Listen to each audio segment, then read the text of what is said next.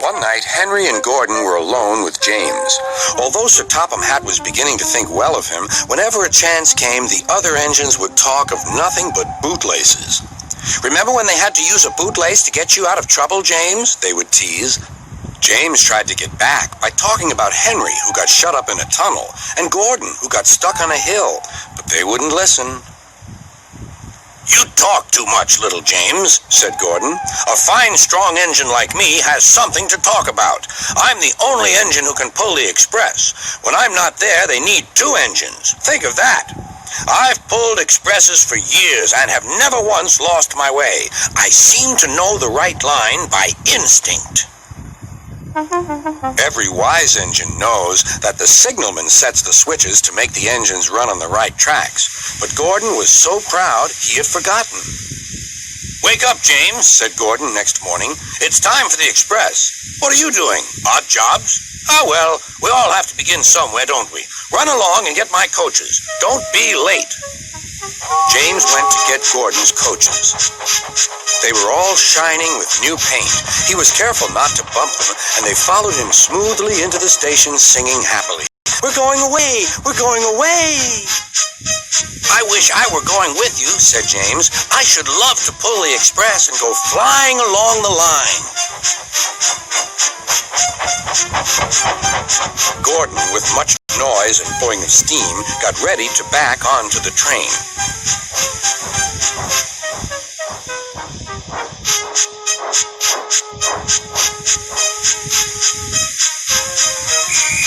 Sir Topham Hatt was on the train with other important people, and as soon as they heard the conductor's whistle, Gordon started. "Look at me now," he puffed, and the coaches glided after him. "Whoop, whoop, whoop, whoop, whoop. Goodbye, little James. See you tomorrow." James watched the train disappear and then went back to work. He pushed some freight cars into their proper sidings and went to fetch the coaches for another train. James just brought the coaches to the platform when he heard a mournful noise. There was Gordon trying to sneak into the station without being noticed. "Hello, Gordon. Is it tomorrow?" Gordon didn't answer. He just let off steam feebly. "Did you lose your way, Gordon?" "No, it was lost for me. I was switched off the main line onto the loop. I had to go all round and back again." "Perhaps it was instinct," said James. All the passengers were shouting at the ticket window, "We want our money back." Sir Topham Hatt climbed onto a cart and blew the conductor's whistle so loudly that they all stopped to look at him. Then he promised them a new train at once. "Gordon can't do it. Will you pull it for us, James?" "Yes, sir. I'll try." So James was coupled on and everyone got in. "Do your best, James," said Sir Topham Hatt. Come along, puffed James. "You're pulling us well, sang the coaches. "Hurry, hurry, hurry," puffed James.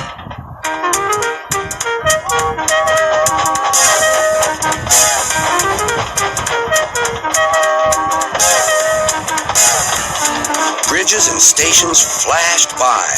The passengers cheered, and they soon reached the station. Everyone said thank you to James, and Sir Topham Hatt was very impressed. "Well done. Would you like to pull the express sometimes?" "Yes, please," answered James. Next day, when James came by, Gordon was pushing freight cars. "I like some quiet work for a change," he said. "I'm teaching these cars manners. You did well with those coaches, I hear." "Good, we'll show them."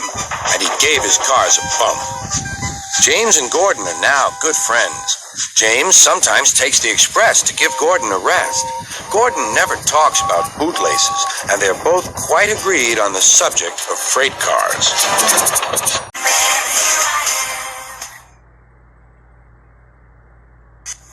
James the second best.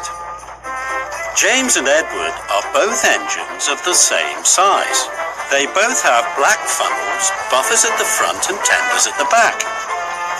And they are both engines on the Fat Controllers Railway. One morning, the Fat Controller brought a photographer to Tidmouth Sheds. This year there is to be a holiday poster for the railway, the Fat Controller said, and I need an engine to be on the poster. All the engines were very excited. James was sure his photograph would be taken. I will look wonderful on the poster, thought James. The engine on the Sodor Railway poster will be Edward, announced the Fat Controller. Edward was delighted, but James couldn't believe it. He was sure a red engine would be just the thing for the poster. The photographer tried to take a picture of Edward, but James got in the way. James, leave the shed now, ordered the Fat Controller. James puffed sadly away. Soon the posters were seen all over the island. But James still wanted to be the poster engine. I wonder why Edward was chosen instead of me, James puffed. Because, huffed Henry, Edward is always gentle with his trucks. And he doesn't mind doing the dirty jobs, puffed Percy. And he's always on time, chuffed Thomas.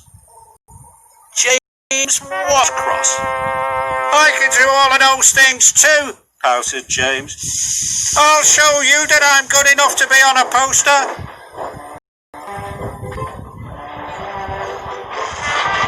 The next day, Edward and Thomas were working in the yard. Edward shunted his truck softly and smoothly.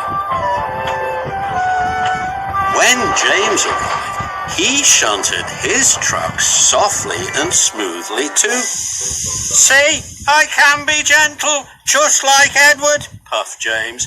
I am good enough to be on a poster. Edward finished a long time ago, teased Thomas. He's already delivered his coal. That's why he's the poster engine. James wanted to be as good as Edward, so he raced off to collect his coal trucks. James delivered dirty coal trucks all afternoon. He got greasy, grimy, and grubby, and his bright, shiny red coat was soon covered in coal dust.